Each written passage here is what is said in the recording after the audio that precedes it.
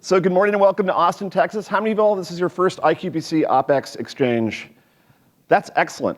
That's something like 98% new, and that's wonderful. We now have done this several times together where Globe North has participated as a welcoming and chairman host for this conference. What we'd like to talk about quickly as we get started is the fact that digital is transforming our world.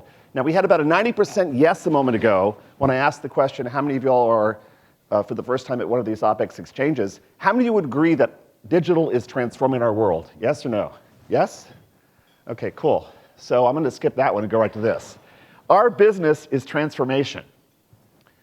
We've been doing this for a very long time. I've been in this business almost 30 years of helping organizations think about, as you all have, people, process, technology.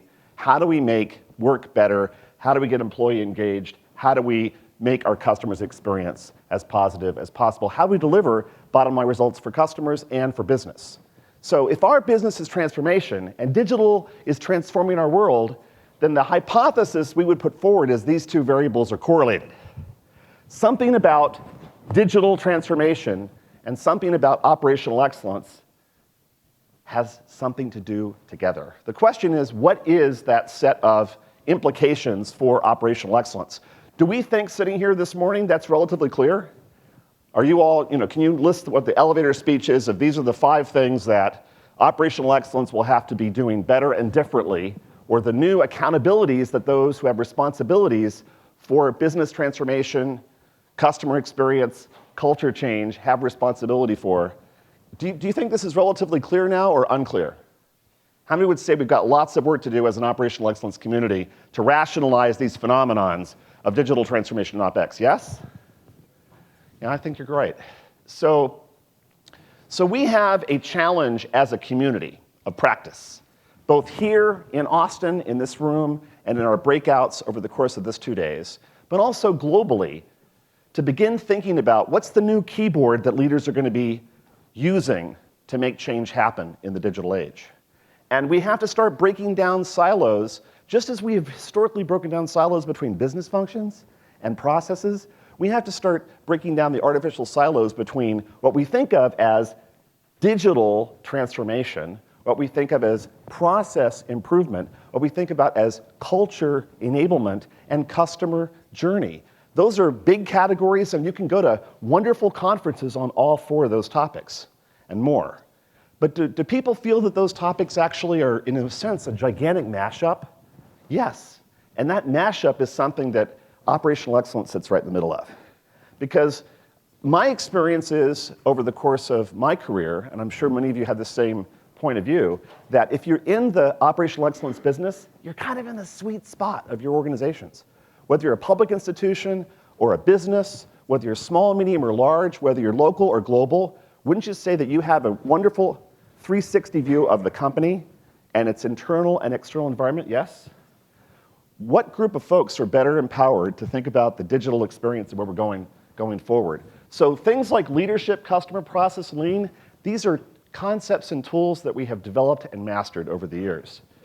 Data, an important and basic input to all we do, and an output of our work together. But now, IoT, analytics, blockchain, cloud, digital workforce, all of these have to be brought in as part of our transformation toolkit as well. We not only have to familiarize ourselves with it, but we actually have to influence how it's thought of and how it's used.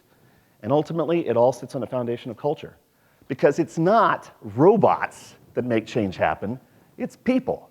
It's not robots that convince leaders that they have to get engaged and change the customer's experience, it's you. So that's what we're going to be talking about over the course of the 2 days. And what I'm very excited about, and Sam and as I have looked at the agenda, is if you take a look at the agenda now, you're going to see we have speakers on many of these topics. We're going to talk about things like digital labor, which is digital workforce, except the English version of it, spelled L-A-B-O-U-R. We're going to talk about the opportunities we have with robotic process automation, which is a very important part of making digital workforce happen. And we're going to look at transformation from the standpoint of people, process, technology, with an agnostic, cross-cutting, holistic point of view. It's very exciting, the agenda we have for you these 2 days.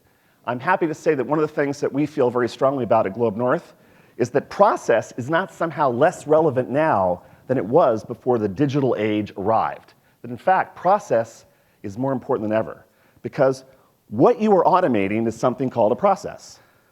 How you decide to automate is a process.